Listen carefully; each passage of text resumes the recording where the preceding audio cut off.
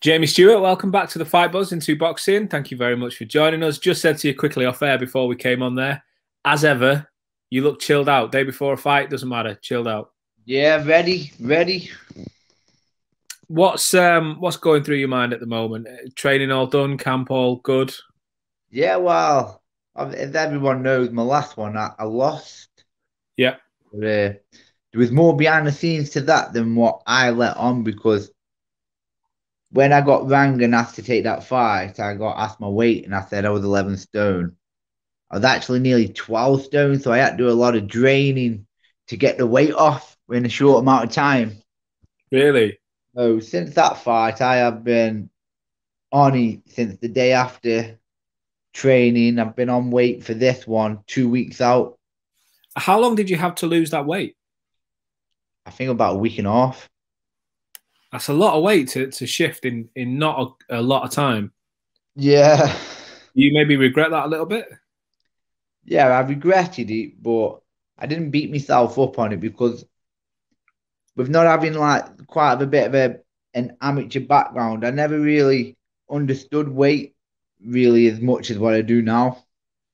Okay. And So and in terms of bouncing back from the loss, not to shine too much of a light on it, but you brought it up, not me. How do you feel about that? How is it something that's inside you? Do you forget it and move on? Do you use it to I propel you don't see that fight as a loss. because of what you learned from it, or Yeah, I've learned a lot from it. Yeah, like Elliot was a good kid, and he was very smart, boxing smart. He had the boxing brain, and I think to be all unfair, I got told not to take that fight, by who? but By who? by the gym, Yeah, and I just didn't want anybody to say that I was scared of Elliot Whale, so yeah, I took that fight as in a way to say I'll fight anybody still. yeah. Don't matter if what they've done in the amateurs. I I'm still learning, so Are you happy then? Are you happy?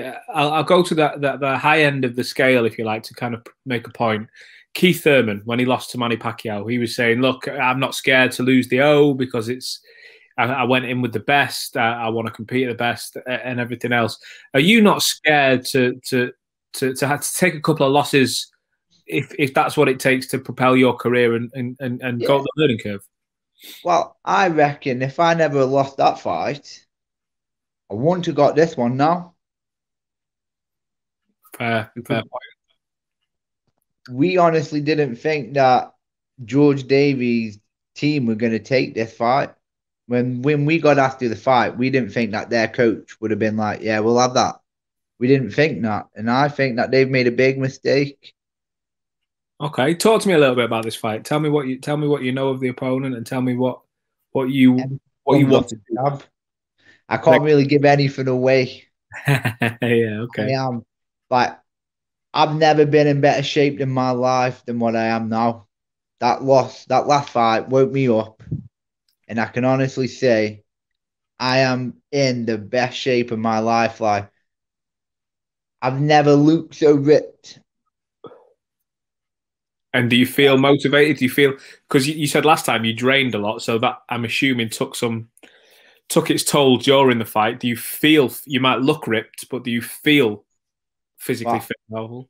I haven't. I've been in the gym this morning for half an hour, nothing heavy, just walking on the treadmill. I haven't got to lose anything. I'm Yeah. underweight by a few pounds. Like I woke up this morning, I feel fresh as a daisy. George Davey, he's been paced in the streets. He's nervous. Nervous energy can be good for you, and it can also be bad for you. What kind of energy do you have? Do you have nervous or not? I don't get nerves. Even when I had drained that weight, there was no nerves because I know that last fight I just went out there and it was a slugfest. Everything I threw was actually heavy. Yeah. Where Elliot Whale kind of like boxed and picked off good shots. Everything I landed with was a big punch, and this time I haven't. I've had the best preparation for this camp before I even knew I was in this camp. Talk to me about the card in general, because it's a good card that you're on. Oh yeah, I like Bentley. I do. From when he stepped up for the. I'm trying to think, who did he beat last now? What's his name? The big puncher. I'm on the same floor as Bentley, so when I walk past him, I just feel like, yeah, this is like I've got good vibes like I did on the Marku fight. You know, like being on a good card.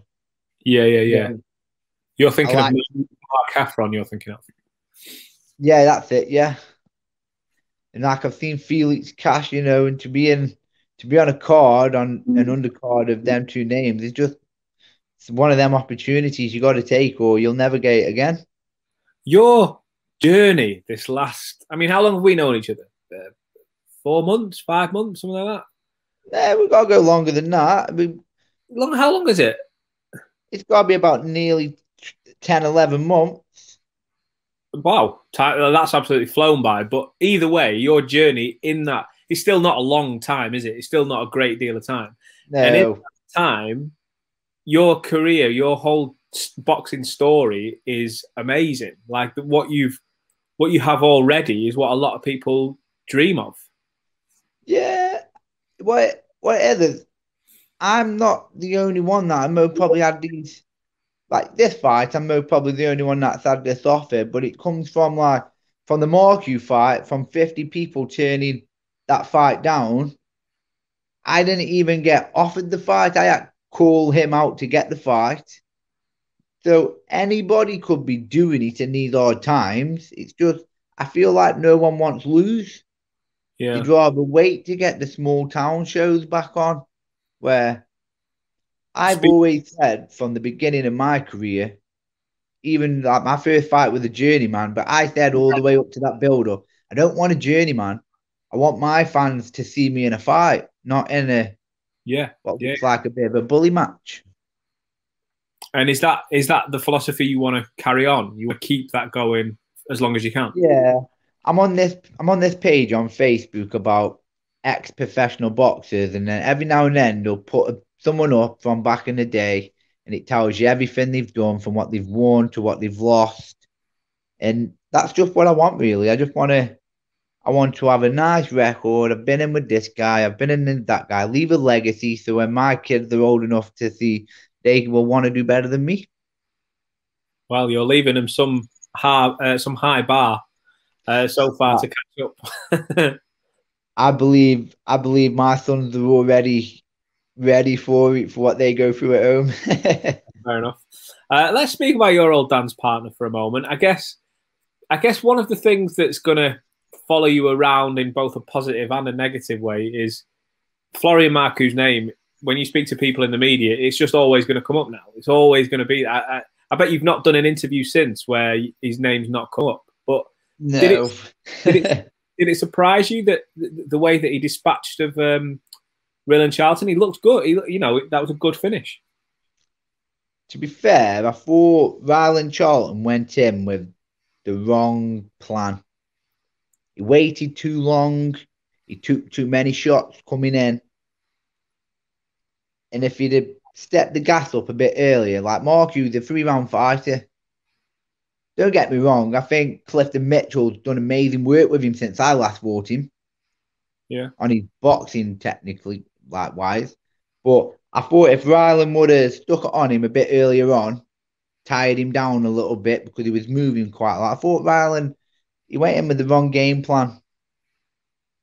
Yeah. I think, yeah. Do you think Charlton still has a big future? I can still see him. Oh, yeah, definitely. Like I say, what, he got one loss, even though it was a knockout. Like, he's going back down to, like, Wouter. He can still do a lot. Like, they call him the short house powerhouse, or the pint-sized powerhouse. I believe that. Like, I've seen him with Carl Greaves doing some work on Facebook. I believe he can come back and do something, definitely. Yeah, no, fair enough. Well, let's bring it back onto you in your fight then. Is there a plan? Do you have, like, and I don't mean this disrespectfully, do you have a plan? Because I see all these amazing things happening. And was that planned? Was that meant to happen? I'm going to be honest, the Hennessy fight, the Marku fight, that was just me doing what I do. Yeah, I never, when I was going back to the corner and they were saying, do this, do that, I never really took it in. I just thought, you know what, I'm doing it my way. Where yeah. this time, because of what happened on the last one, I'm actually taking Scott's advice and I'm listening. In And I reckon we're going to do it. in I terms know I'm confident we're going to do it. in terms of the career, though, is there a plan like if you win today? Sorry, if you win this weekend, you want to fight such and such one of this name, one of this list of names. If you don't get the win, we've got this list of names. I've always said that I would rematch Marku from after the fight. I don't think they're going to want that rematch because when you look at the punch cards to what was thrown and what was landed, he landed 9 punches in 10 max per round. And I was landing 21, 22s every round. Yeah. So I don't think he definitely wouldn't want to fight me now, the shape I'm in, because What do I you wasn't. What do you think he would say if he was on this call? If we had him on this call and he heard you say that he doesn't want to fight, he wouldn't want to fight you again. What do you think he'd say to that? He'd just laugh and say he'd already won. Yeah. The But I records know, don't show that, though. The records don't show that though, do they? nah. But it is. Like he knew that he didn't win that fight. Obviously, I went down with the body shot in a second, and I got back up. The body shot didn't hurt. It was because of all these people not wanting to fight him beforehand. When he threw the body shot, I kind of thought, you know what, this is gonna hurt. So I kind of took a knee. And when I felt it, I looked at Scott and I thought, you know what, that ain't even too bad. I'm getting up. Like I've got too much pride in me to quit. Yeah, fair enough. How's Scott? How is Scott? Is he looking after you, putting you through the paces? Oh yeah, we've like I say, we've had the best sparring. We've been sparring guys that are way better than the guy than George. Okay. So I've been sparring Jamal Ledoux, 10 times better boxer than George Davy. Yeah. I've Well, been sparring Lewis Lawton, who's only 17 and 16, 17, nearly 17. He's the hardest guy I've ever been punched by in my life. big future for him. Big future. He's gonna kill it when he turns over. I don't think the boxing scene's ready for him. I look forward to that. Also, we've been sparring George Bantz. I don't Yeah, know. have you heard of him? He's No. a he's a well-off amateur. He's turned over now, makes his debut with Frank Warren on the 21st of May. So everybody keep your eyes open for that because we've been doing 12 rounds with George. I am going to tell you that guy punches from the start to the finish. He's going to What? be fireworks. Where do you stand on the promoter What side? do you mean? Like, what's your plan for a promoter? Do you speak to Frank? Do you speak to? Because you've been on Frank cards, you've been on Eddie cards, you've been on Hennessy cards. They don't like me because I'm upsetting in Apple card. But they keep inviting you back. Well, I've fought on all four major boxing shows. Not one of them's had me back. Oh, so But yes. this one's the fourth one. And when this fight wins, I doubt they have me back. The only reason George Davies with Frank, he's selling what 500-600 tickets. Yeah. If there was crowds back today, I'd bring 500-600 Stokies, no problem. Can I just say on the Stoke front, I love your catchphrase. I don't know why it's not been used before. I've not heard it before, but what's up, Which Danger? one? That's there. That's not even a Stoke one. That I used that because taking that Marku fight because of everyone not wanting it, I thought that was a danger fight for me. And after, and I didn't give myself enough credit going into that, and I didn't. It was only after taking that body shot where I thought, bloody hell, is that it? I get it ordered by a 17-year-old in the gym. That's where I woke up. Now when I say what's up danger, it's because I believe I'm bringing the danger. I hope it goes far. I hope the catchphrase is what people are getting on T-shirts and things in the Oh future. yeah, you'd be surprised how many people are wearing them t-shirts down in Stoke.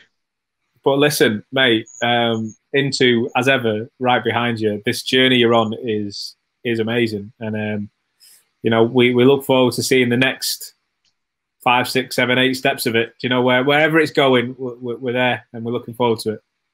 Thanks, Chris. See you next time. Put shows on for you for definitely. I like that. What's up, Danger? Can I get a what's up, Danger? What's up, Danger? Loud and proud. My man, thank you.